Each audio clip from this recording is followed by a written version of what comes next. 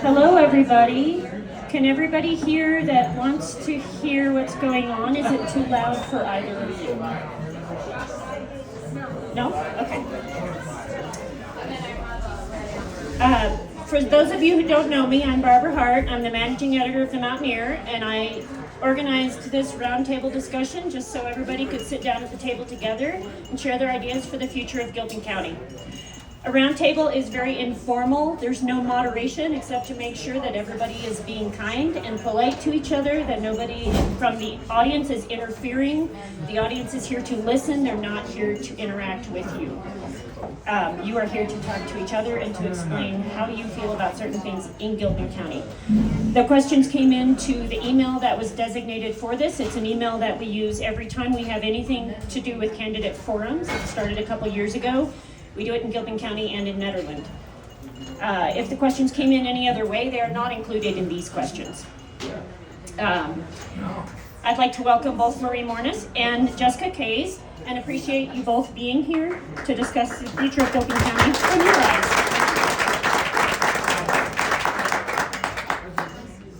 A total of 10 questions were submitted through the correct email. The ones that were submitted through text, Facebook, or other emails are not included.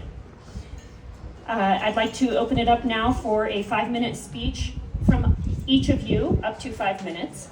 And I didn't pick an order. Flip a coin? Or do either of you want to go first? I'll go first. Yay! We'll let Marie go first. Is that okay? That's good.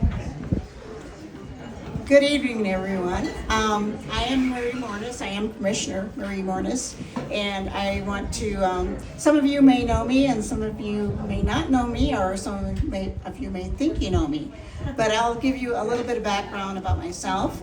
I was the sixth child of 10 children in our family. My father worked in a foundry for 25 years, and my mother was a stay-at-home mom. And I wasn't the first in my family to go to college, but I had an older sister who went, and so I did get to go to college as well. I had a full scholarship in an engineering school, and so I went to an engineering school in Michigan, which is quite similar to the one here in Colorado School of Mines. But it had more to do with the auto industry, since I was from Michigan, than mining. So I went to school there and graduated in mechanical engineering and got my first job here in Colorado. And actually I was trying to get a job in Louisiana because I was so tired of the cold and snow in Michigan. And so I was interviewing for jobs in Louisiana with Shell Oil, and they had an opportunity for me here in Colorado. So I worked for Shell Chemical in Colorado, and I moved out here. And I met my husband, Steve. I happened to be carpooling with another engineer at the company, and it happened to be Steve's roommate. So we met, and a year later, we were married, and soon after that, we had our first child. And we lived in Westminster for 3 years, and we never really liked living in the suburbs. I grew up in the rural part of Michigan, and Steve grew up in Long Island, but we wanted to go to the mountains. And so after 3 years, we moved out here. We just started driving around and kind of discovered Gilpin County. We've looked around and found our forever home, and we've been in our home for 42 years. We've been married for 45. And so that's my background. We moved here. We raised 3 children here. All went to Gilpin County School, and they are married. We have 8 grandchildren and another child that I hope my son adopts, and we'll have 9 grandchildren. And we have 1 great-grandchild. I worked as an engineer for 20 years in different companies. Shell Chemical was one of them, and Xcel Energy most of the time, and also worked for Sage Technologies as a sales engineer. And I retired in 2012. So after 2012, I was able to do a lot of volunteering, and before that, I was on the school board when my children were in school. And during that time, we the school board built a plan for the extension for the high school, and we also passed a bond at that time. So I got involved. Once I retired, I was able to do more volunteering, and I changed parties about 15 years ago. I went from a solid Democrat to unaffiliated to Republican. And once I became a Republican, I really got involved in the local politics. And as I used to go to the meetings and go to the assemblies and the caucus, and that's how I got involved with the party this time when I became vice chair back in 2020. And so that's how I got involved, and I got elected by the vacancy committee to replace Webb Sill as commissioner, and I have been serving as commissioner since then. And I have learned a lot, and I have been exposed to a lot of the responsibilities that the commissioners have as far as running the county and what's required of a commissioner and what's by state statute and what is elective. And so my focus has been to be fiscally responsible and looking at how money is spent, and if we're focusing on what's required by law and what is desired by the citizens. So that has been my focus, and I am continually and will continue to focus on the fiscal responsibility that's the county commissioners are here to represent you. Thank you. Thank you very much.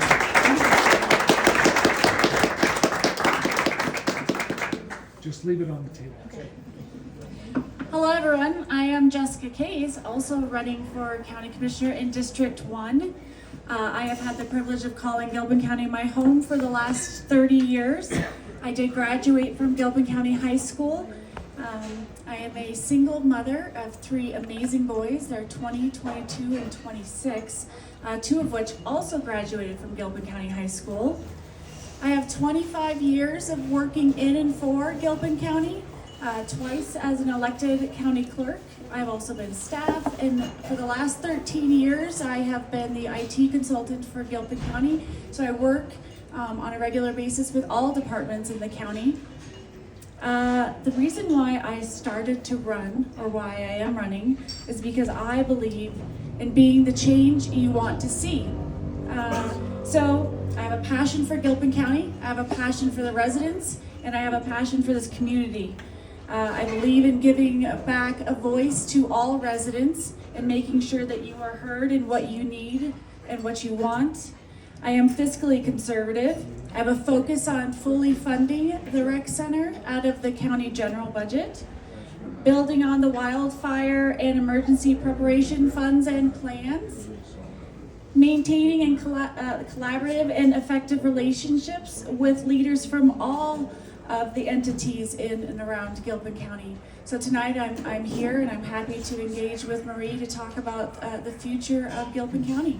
Thank you.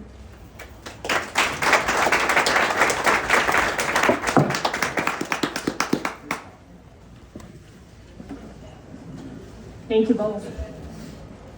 So how this works, I'm just going to ask the questions that came in. They're not in any specific order. Some of the questions that came in, several of the questions that came in 2 or 3 different ways, asking the same thing. So that's how I kind of combined them down. And you have already kind of answered one of the questions already, so I'm going to have you start with the answers for the first one, and we'll just go back and forth on how you both answer them. What reductions in the budget will you make to fund the community center for more than 4 days per week? Do you support applying for monetary grants to fund county expenses?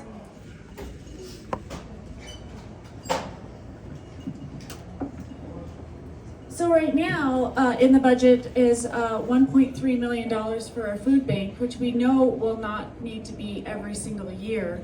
So that's $1.3 million that'll be available in perpetuity and should be, I believe, available for the community center for funding moving forward. As far as grants are concerned, I think that it's important to apply for grants if we need them. Not necessarily finding a need and applying for a grant, but applying for a grant when there is a need for one.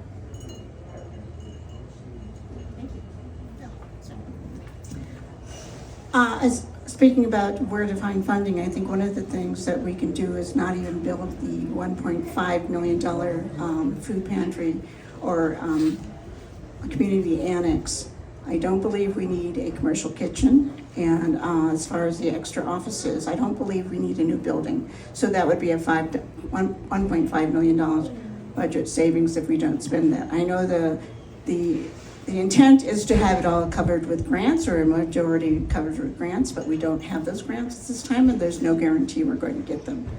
And I don't believe that 1.5 million price tag is going to stay there. That's an estimate right now. When you go to construction, you'll never know what it's going to be. It could be a lot more. And I really believe that we could either replace the building as it is, as another modular in that same location, or we could repair that one and maintain it. So that could be a savings as for the community center. And I also believe we should accept the $1 million from Blackhawk. I don't see the downside on that, in that it is flexible. Any board, any county board can remove themselves from that offer at any time. And it would be another way to fund that. You want, instead of asking for a tax from the citizens and the residents, we would have the guest casinos be paying that. So I think that's a good idea to accept the $1 million. And second part of the question was grants. I agree. You know, there is a tendency right now, there's a lot of money out there that was part of the different federal programs that were out. And those are going to dry up.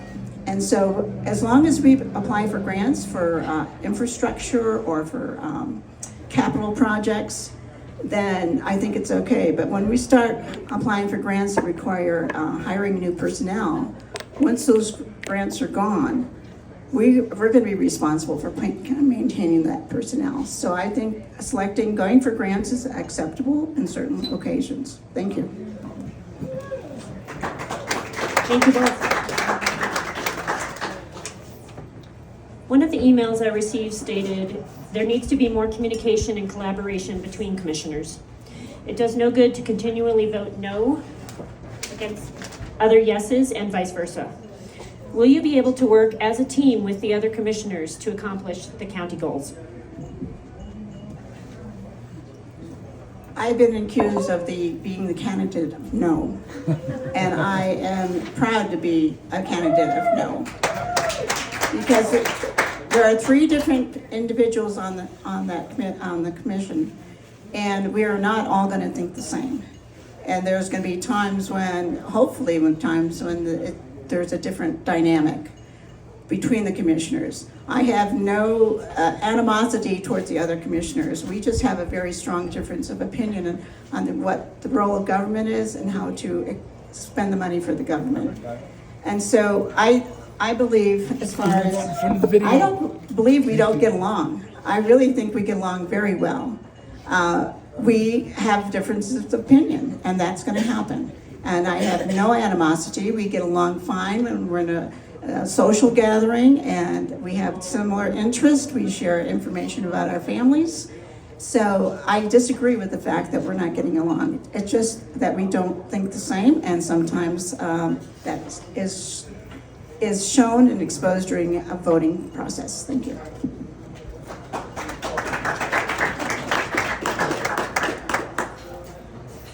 I believe I could work very well with whoever is sitting at the Board of County Commissioner table. I feel very strongly that most of us, when we're talking about Gilpin County, that when we sit down, we agree on probably 80% of what it is that we want to see for the future of Gilpin County, and that working together with each other and being able to communicate and to collaborate and to compromise to get to 90-95%, to be able to, instead of having to vote no all the time and not being able to further any of our ideas, but to actually work and compromise with one another so that we can get stuff done. And I think that that is very important, but being civil with one another and being able to compromise is very important. And I feel I can do that.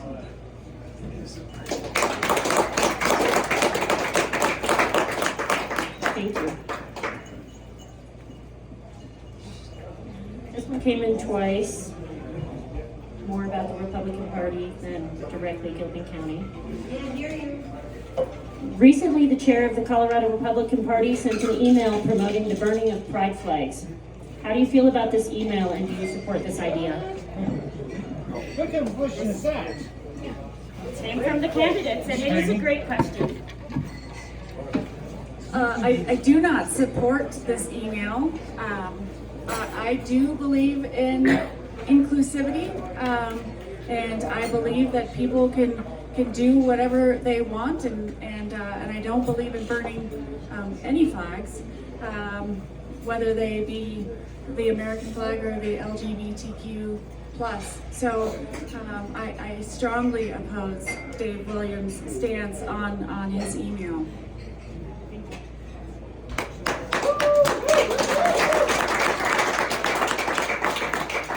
I have not seen the email or read it, so I'm not really sure what it said. But I am very inclusive. I have a very large family. I'm exposed to a lot of different nationalities and sexual orientations in my large family. And so I get along with them, and we get along well, and we love each other. So I don't have an issue with I'm not sure what was said in the email, so I didn't read it. But I believe the Republican Party is very inclusive of different sexual orientations, different nationalities, and just a large tent. Thank you. Thank you both. Doug keeps telling me not to stand in front of the speaker, sorry. Have either of your campaigns paid for a negative campaign advertisement or flyer against the other candidate?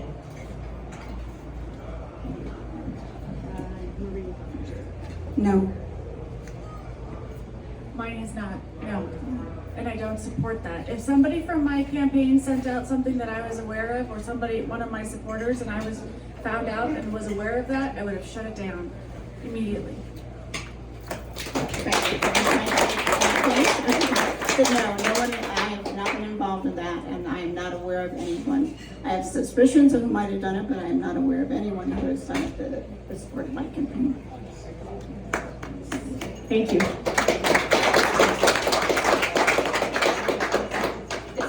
This is the fifth question. We do have one more if you choose to answer it after, but this is the fifth question.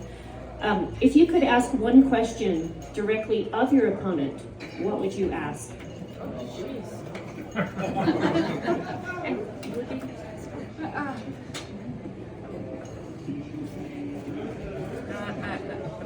I'm just lost for a second. Sorry. I don't know what to ask.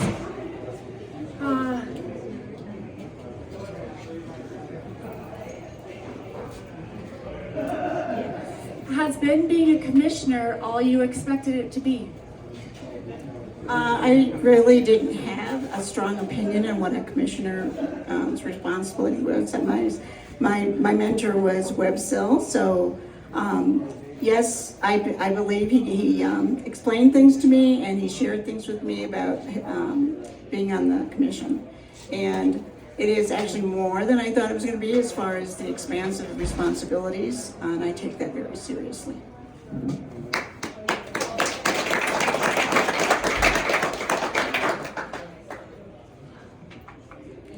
Let me think.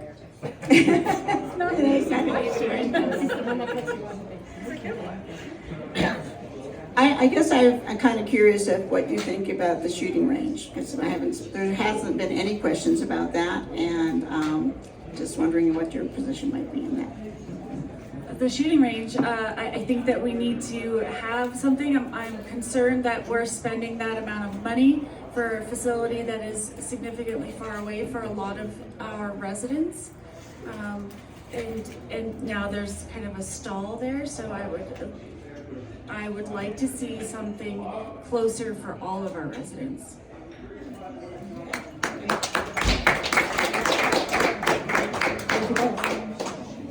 Any other question that came in, the general question, do you support abortion rights? Can you repeat that, please? Do you support abortion rights? This is a very difficult question for me because I feel that the abortion question in and of itself requires a very lengthy conversation with somebody. I think that my opinions tend to piss off both sides of the parties because I believe in the morning after pill, I believe in IUDs, I believe in that, but I also believe in protecting life. And so I'm a little bit on both sides, and I would like to have a more fluid conversation with somebody, sit down and have that in-depth conversation. I feel at this level it's so high, and the conversation needs to be really deep and in person. So there's a little bit on how I feel.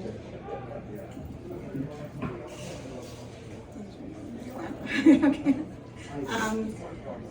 I'm a pro-life person. I do believe in life from conception to natural death, and I think people in general, if they have the opportunity to talk to people and talk to people who are in difficult situations, would support that and support the person who comes to you and asking for assistance and help. I believe that our nation, our states, have the opportunity to have dialogue with people to address that. I know that's not the state of our union or the state of our state right now, but I really do believe that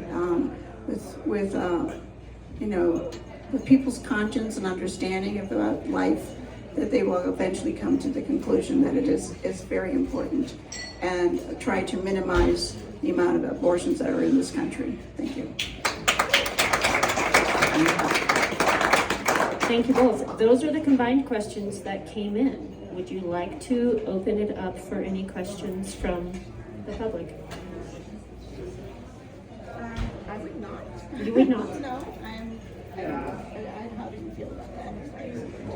I would not. I mean, this was the process. Yeah. It was the process. All of the questions came in through the email. So those are the combined questions that came in. I don't have any other questions unless there's anything else you guys want to specifically say to wrap up the evening.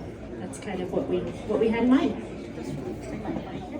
Yes. I really want to thank everyone for being here, and I'm going to be here for a while. And still have the opportunity to speak to me and ask me questions personally if you want. I'm more than willing to do that. And thank you all for coming. And I'll just echo that.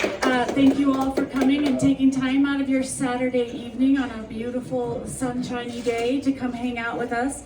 And I will also be here for quite some time, so if you have any questions, I would love to visit with you. Thank you.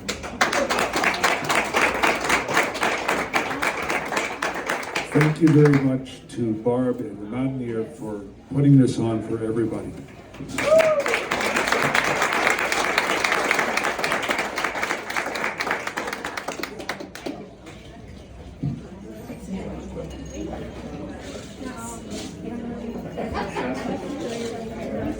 Good job. You're right. Good job. Hey, I got a question. Uh-oh. I'm just kidding. I don't agree with the way Ray Mears is running the county. What would you guys do with that?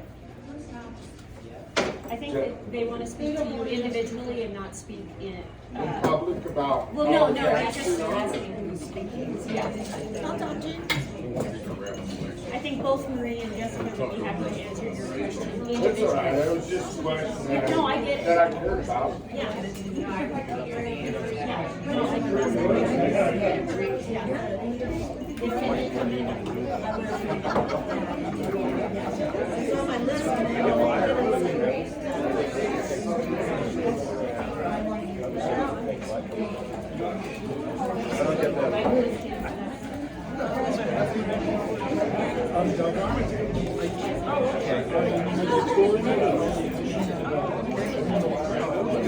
Oh, that's why you're. Hey, man.